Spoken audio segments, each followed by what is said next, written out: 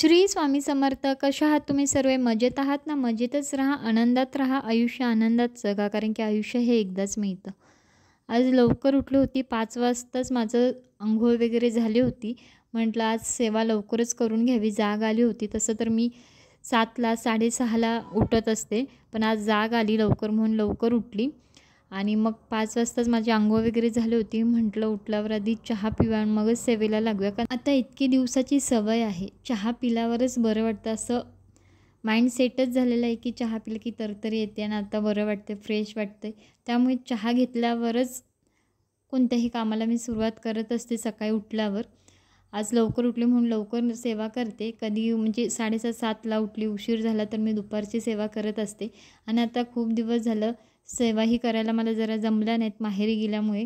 तिकडं सारखी धावपळ होती किंवा माझं दवाखान्याचं ह्याचं त्याचं, त्यामुळे मला व्यवस्थित असा टाईम भेटला नाही सेवेसाठी आणि माझी एवढी सेवासुद्धा झाली नाही. आता इकडं आपल्या घरी आले की पुन्हा आपली जी रूटीन असते त्यानुसार आपल्याला सेवा करायला जमत असतात. त्यानुसार मी आता सेवेलासुद्धा लागले पुन्हा.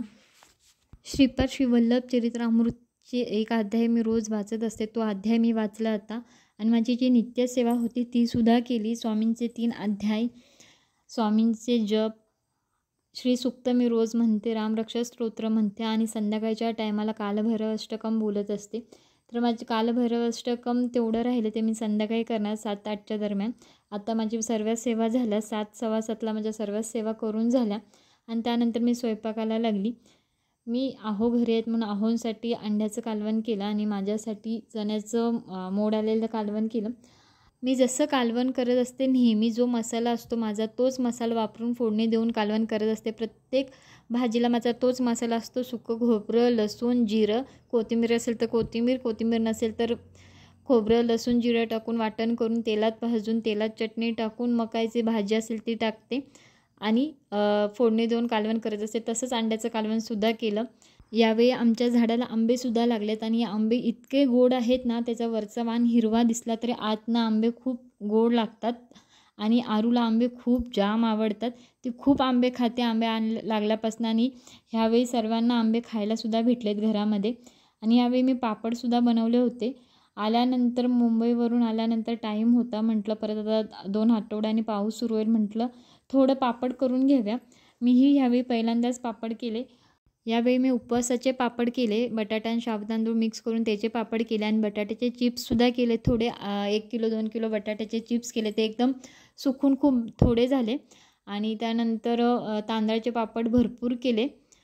ते खाली म्हणजे भरपूर म्हटलं तरी 3 किलोच्या पिठाचे केले असतील. खाली थोडे दिले, माझ्या आईला थोडे दिले आणि मला थोडे ठेवलेले आहेत. पहिल्यांदा केलेल्या मानाने पापड खूप छान झाले यावेळी. आणि बटाट्याचे चिप्स केले, त्यामध्ये थोडं मीठ किंचितसं कमी आहे, पण बाकीचे पापड चांगले झाले. आरूलाही पापड खूप आवडतात. तिलाही असं पहिल्यापासूनच करम असं कुरकुरीत खायला खूप आवडत असतं आणि तिने मी जेव्हा पापड बनवले तर ती जाम खुश झाली की आईने माझ्यासाठी पापड केलेत म्हणून, आईने मला पापड बनवले म्हणून जाम अशी खुश होती. आणि तिला आता रोज पापड तळून खायचे असतात.